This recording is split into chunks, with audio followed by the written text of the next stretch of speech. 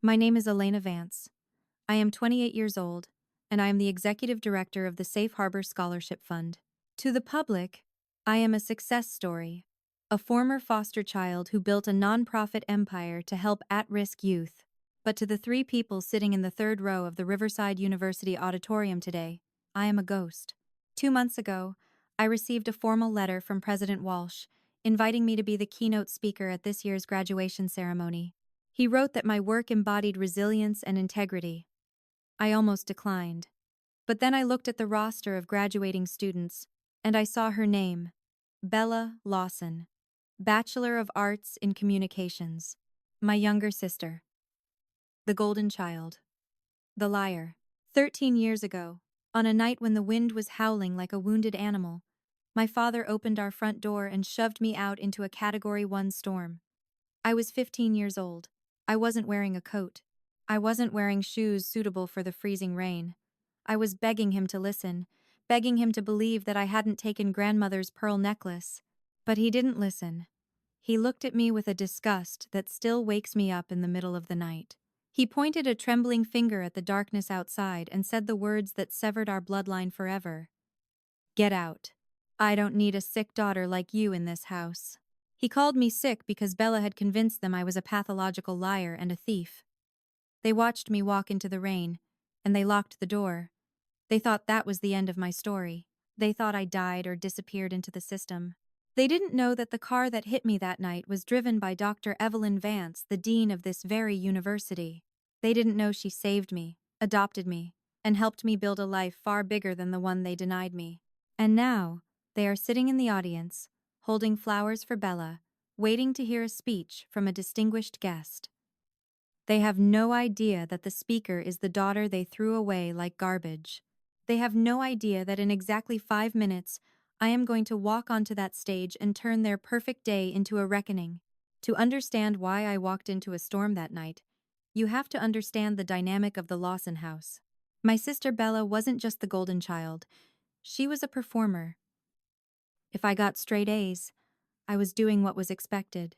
If Bella got a C- but cried about how stressed she was, my parents would take her out for ice cream to comfort her.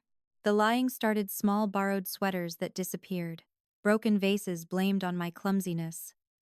But the finale happened in October of my sophomore year. My grandmother had left my mother a vintage pearl necklace, a family heirloom worth thousands. It was kept in a velvet box on my mother's vanity.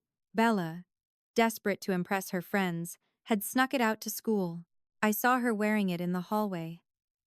But when I confronted her, she laughed and told me to mind my own business.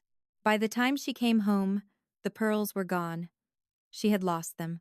Instead of confessing, Bella panicked. She knew there was only one way to save herself: create a villain. I came home from the library at 6 p.m. The house was terrifyingly quiet. My father was sitting at the kitchen table, his face a mask of disappointment.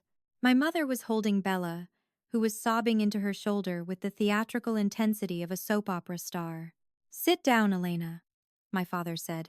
His voice wasn't angry. It was cold. On the table sat my backpack. Next to it was the empty velvet box.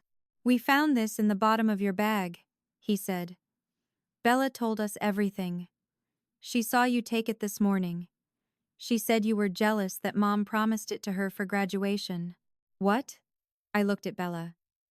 She looked up from Mom's shoulder, her eyes red and swollen. For a split second, the mask slipped. I saw the calculation in her eyes, the cold relief that the blame had landed exactly where she intended. "I didn't take it," I said, my voice shaking. "Stop it," Mom snapped. "Don't you dare blame your sister. Look at her. She's heartbroken because you stole from this family." "I'm not lying!" I shouted, desperate now. "Enough!" Dad slammed his hand on the table. "I am sick of your lies, Elena. I am sick of you bullying this girl because you can't handle her light." He stood up, towering over me. "You have two choices. Return the necklace right now and apologize, or get out of my house. I will not harbor a thief." "I can't return what I didn't take." "Then you've made your choice." I looked at my father, a man who had tucked me in every night for 15 years. And I shook my head. I won't confess to something I didn't do. That was the breaking point. His face twisted with a disgust I had never seen before. He marched to the front door and threw it open. Outside, the wind was howling. The Weather Service had issued flood warnings and wind advisories all afternoon. A Category 1 storm was battering the coast. The rain was coming down in sheets, looking like a solid gray wall. "Then get out!" he screamed over the roar of the wind. "I don't need a thief and a liar in this house. I don't need a sick daughter like you infecting this family." "Dad, please! It's freezing!" "That's not my problem." He grabbed my arm and shoved me onto the porch. "Don't come back until you're ready to tell the truth." The door slammed shut. The lock clicked. Through the front window, I saw my mother turning away, refusing to look at me. But behind her, I saw Bella. She wasn't crying anymore. She was watching me shiver in the rain, and she was smiling. I stood there for 5 minutes, pounding on the door, certain they wouldn't actually leave me out there. I turned and walked into the night. I didn't have a coat, just a thin hoodie. I walked toward the town library, hoping to hide in the vestibule. But it was locked. The bus station was 2 miles away. I told myself if I could just make it there, I could sit inside and figure out what to do. I walked for an hour. My teeth were chattering so hard my jaw ached. The rain was freezing, numbing my hands and feet until I couldn't feel them. I kept hearing my father's voice. Sick daughter. Thief. Maybe he was right. Why else would my own parents choose a pearl necklace over my safety? I reached the intersection at 4th and Main. The streetlights were flickering in the wind. I stepped off the curb, head down against the rain. I never saw the car. I only saw a flash of blinding white light and heard the screech of tires on wet asphalt. The impact threw me sideways. I felt my body hit the hood, then the pavement. A white-hot pain exploded in my skull, and the world tilted sideways. Rain poured into my open mouth, tasting like iron and blood. Oh my God! Oh my God! A car door slammed. Footsteps splashed through the puddles. A woman's face hovered over mine, blurry and terrified. Rain dripped from her dark hair onto my cheeks. "Sweetheart, can you hear me? Don't move. I'm calling 911. Her hands were gentle on my shoulders. "What's your name?" "I need to call your parents." "No," I choked out, blood bubbling on my lips. I tried to grab her hand. Don't call them. Honey, you're hurt. We need your family." "They don't want me," I whispered, the darkness closing in around the edges of my vision. "They threw me away." The woman's face shifted from panic to horror. That was the last thing I saw before the lights went out. I don't remember the ambulance ride. My first clear memory is the smell of antiseptic and the rhythmic beeping of a machine. My head felt like it had been split open, and my body felt heavy, like it was filled with lead. I drifted awake to the sound of voices arguing. One was sharp and professional. The other was familiar, and it made my stomach turn. "We are her parents," my father's voice said, tight with irritation. "We will handle this from here. You can leave." "I'm not going anywhere," a woman's voice replied. It was the woman from the accident. "I'm Dr. Elena Vance, Dean of Graduate Studies at the university. And until I see a social worker, I am staying right here." I forced my eyes open. Everything was blurry. I saw my father standing at the foot of the bed, wearing his expensive raincoat, looking more annoyed than worried. My mother stood behind him, refusing to look at me. "Mr. Lawson," Dr. Vance said, her voice cutting through the room like a scalpel. She was walking into traffic in a Category 1 storm without a coat. "Do you mind explaining why?" "We had a family situation," my father said stiffly. "A discipline issue." She ran away. "A discipline issue?" Dr. Vance repeated the words slowly, with open disgust. "You kicked a 15-year-old out in freezing rain because of a discipline issue?" "You don't understand," my mother finally spoke up, her voice shrill. "Elena is troubled. She steals. She lies. She does things for attention. She told me you didn't want her," Dr. Vance said, stepping between them and my bed. "See?" My father pointed at me, his face twisting. "That's exactly what I mean. She's a pathological liar. She's sick. She made all of this up to make us look bad. I tried to speak, to defend myself, but only a weak croak came out. She didn't make up the bruising on her arms, Dr. Vance said, her eyes flashing. And she didn't make up the fact that I found her half frozen a mile from your house. The police are on their way, Mr. Lawson, and Child Protective Services has been notified. The color drained from my father's face. He cared about one thing: his reputation. He looked at me, lying broken in the hospital bed, and then he looked at the door. He made a calculation. Fine, he spat out. If she wants to play the victim, she can do it alone. We're done. We wash our hands of her. He turned and walked out. My mother followed him. They didn't look back. They didn't say goodbye. They just left me there with a stranger, choosing their pride over their daughter's life. My parents walked out of that hospital room and never came back. For 3 days, I waited, terrified that they would send the police to take me to a juvenile detention center. But they didn't. They simply erased me. On the 4th day, a social worker named Rita sat by my bed. She was gentle, explaining the foster care system, telling me I had options. But before I could answer, Dr. Vance stepped forward from the corner of the room where she had been quietly grading papers. She doesn't need a foster placement, Dr. Vance said, her voice leaving no room for argument. She's coming home with me. I've already spoken to the magistrate about emergency kinship guardianship. I stared at her. Why? I whispered, my voice raspy. You don't even know me. You know what my father said. Dr. Vance sat on the edge of the bed and took my hand. I heard what your father said, and I also saw a 15-year-old girl who walked into a storm rather than confess to a lie. That doesn't sound like sickness to me, Elena. That sounds like integrity. And I will not let them dim that light. I left the hospital as Elena Vance. The transition wasn't easy. I spent the first month waiting for the other shoe to drop, waiting to be yelled at for leaving a light on or breathing too loudly. But the Vance home was different. It was quiet. It was filled with books, classical music, and plants. Dinner wasn't a performance. It was a conversation. Evelyn, she insisted I call her Evelyn, didn't care about appearances. She cared about ideas. She taught me that my worth wasn't tied to how well I could lie or how much I could shrink myself. She taught me about grant writing, about educational policy, and about how systems fail children like me. I threw myself into my studies. Straight A's weren't enough anymore.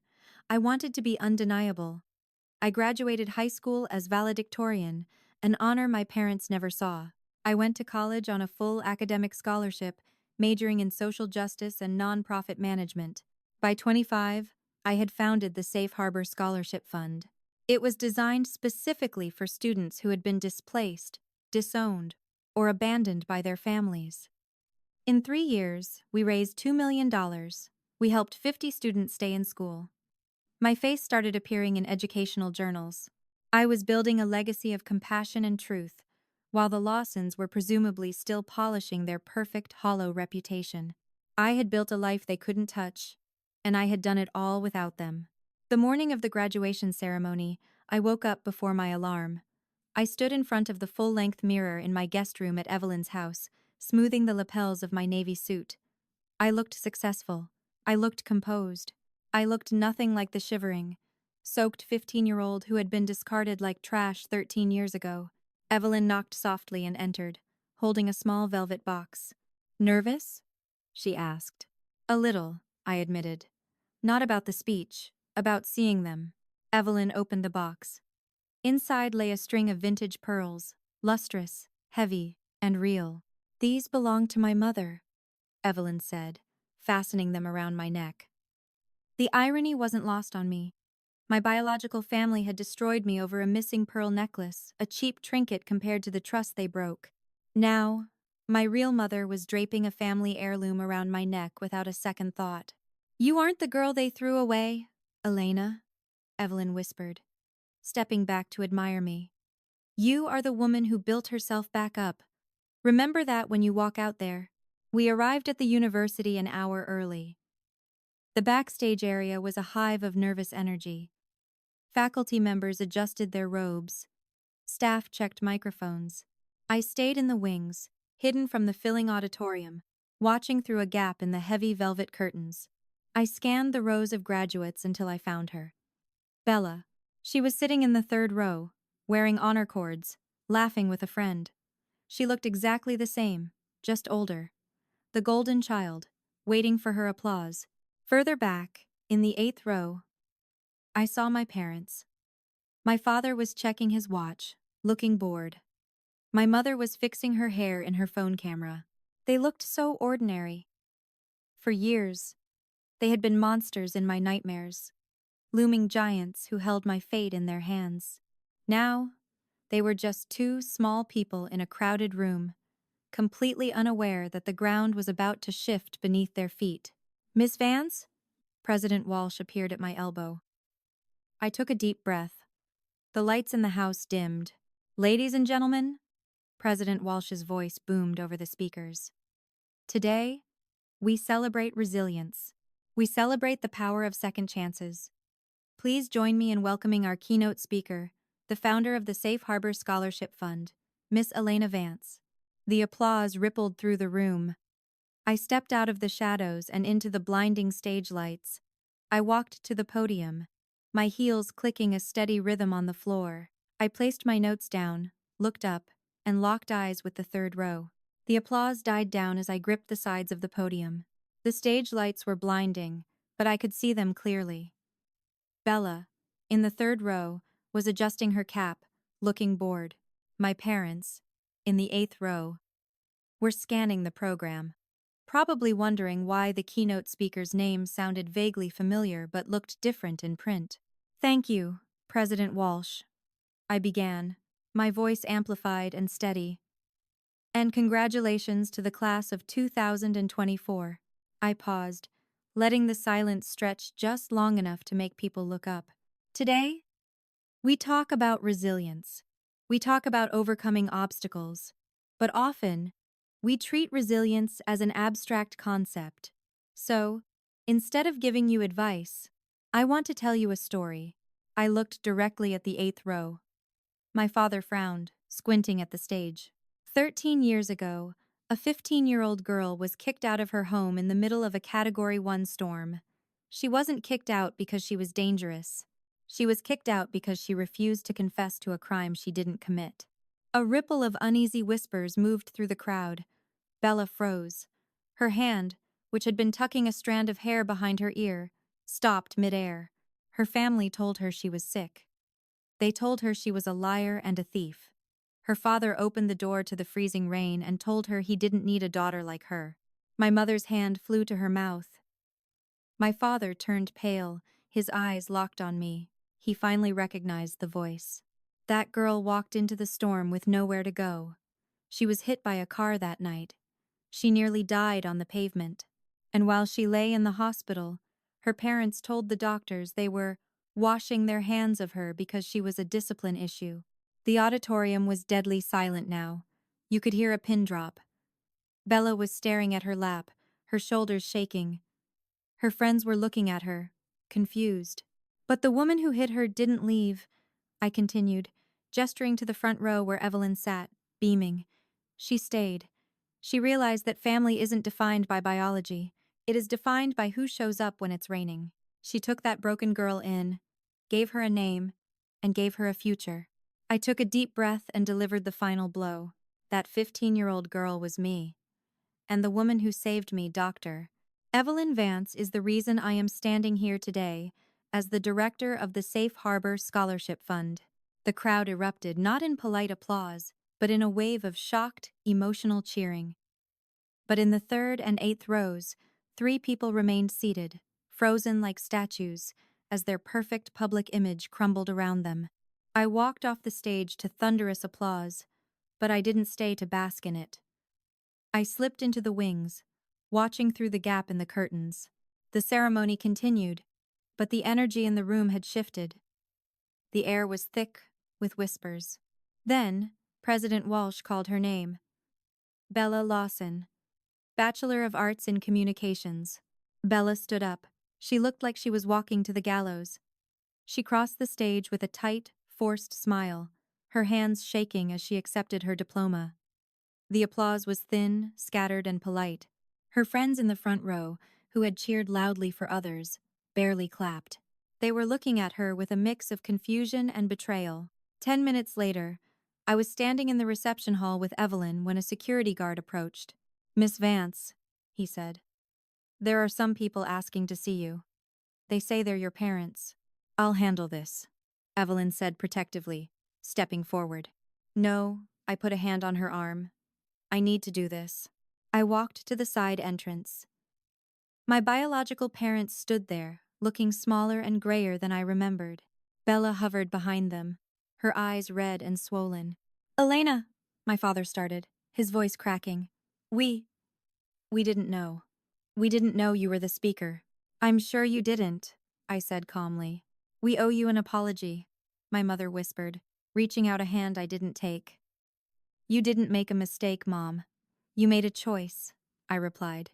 "You chose a pearl necklace over your daughter's life." Before they could respond, my assistant, David, walked up carrying a thick portfolio. He handed it to me. "These are the scholarship recipients for next year," I said, handing the folder to my father. He opened it, staring at the photos of students, the press clippings, the financial reports of the Safe Harbor Fund. "I built this. I helped 200 kids survive the kind of parents you were to me." My father stared at the document, realizing for the first time that while he had erased me, I had become undeniable. Suddenly, 3 girls in graduation gowns approached us. They were Bella's best friends. They ignored Bella and looked straight at me. "Is it true?" one of them asked, her voice shaking. "Are you really her sister?" "Yes," I nodded. The girl turned to Bella with a look of pure disgust. "You told us you were an only child. You told us your sister died in a car accident when you were 12. My parents gasped. I looked at Bella. She couldn't even meet my eyes. "She told you I was dead," I said dryly, because it was easier than explaining that she framed me. The friends walked away without another word. Bella stood there, isolated in a crowded room, watching her social life disintegrate in real time. The silence that followed the revelation of Bella's lie was suffocating. Her friends were gone. The reception hall buzzed in the distance. But in this corridor, the air was heavy with 13 years of unsaid words. Bella finally looked at me, mascara running down her face. The mask of the golden child had completely shattered. "I didn't think it would go that far," she whispered, her voice trembling. I lost the necklace, and I was scared. I thought you'd just get grounded. I didn't think Dad would actually throw you out." "But he did," I said, my voice cold. "And when you saw me walking into the storm, you didn't run after me. You smiled, and for 13 years, you kept smiling while I had to stitch my life back together from nothing." "We were wrong, Elena," my father interrupted, stepping between us. He looked desperate now, his arrogance replaced by fear. "We know we failed you, but we're your family. We can fix this. Let us make it up to you." "Fix it?" I laughed, a short, sharp sound. "You called me sick. You threw me away like garbage because it was easier than questioning your favorite daughter. We missed you," my mother sobbed, reaching for my hand again. "I made sure you couldn't," I said, pulling back. "I needed to heal, and I couldn't do that while you were still rewriting my reality." I felt Evelyn step up beside me, her presence warm and solid, the anchor she had been since the night of the accident. "I'm not asking for revenge," I said, looking at the 3 of them, the strangers who shared my DNA. "I forgive you, not because you deserve it, but because I refuse to carry the anger anymore. It's too heavy." "Does that mean?" Hope flickered in my father's eyes. "Does that mean we can start over?" "No," I said firmly. "Forgiveness doesn't mean access. It just means I'm done letting you hurt me." I turned to Bella. "You have your degree. You have the parents you wanted all to yourself. I hope it was worth it." Then I turned to Evelyn and linked my arm through hers. "Ready to go, Mom?" I asked, loud enough for them to hear. Evelyn smiled, looking at my biological parents with a fierce, protective pride. We turned our backs on the Lawsons. Behind us, I heard my father call my name one last time, weak, broken, and far too late. We kept walking, out of the shadows and into the sunlight, leaving them alone with the truth they had tried so hard to bury. The weeks following the graduation were a blur of vindication. The video of my speech went viral, not the whole ceremony, but the clip where I revealed my identity. Strangers flooded the Safe Harbor inbox with donations, sharing their own stories of being the scapegoat or the black sheep. For the Lawsons, however, the silence was deafening. I learned through mutual acquaintances that Bella lost her job offer at a prestigious PR firm. Apparently, someone from the graduation ceremony had contacted HR. It turns out, companies are hesitant to hire someone whose integrity publicly disintegrated on stage. Bella sent me one final email a month later. It wasn't angry. It was defeated. "I was always jealous of you," she wrote. "You were smart without trying. I had to perform to get their attention. I destroyed your life because I was terrified of losing my spot as the favorite. Now, I have no friends, no job, and parents who look at me like I'm a reminder of their failure." I read it twice, then moved it to a folder named Past. I didn't reply. I didn't feel triumph. I just felt relief. My biological parents tried to reach out, sending letters claiming they were proud of my success and wanted to start over.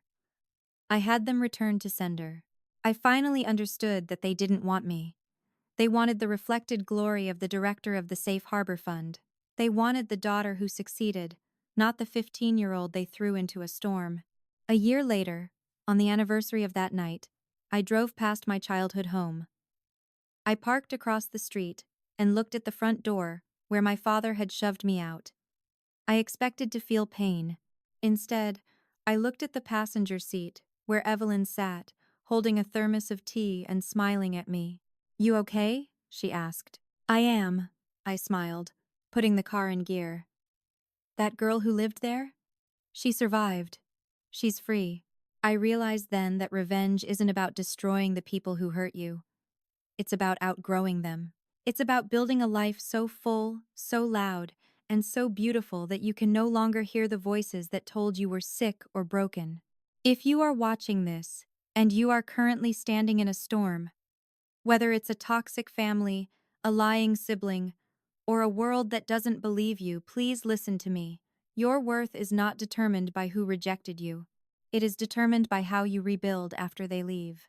You don't owe your abusers a second chance. You owe yourself a first chance.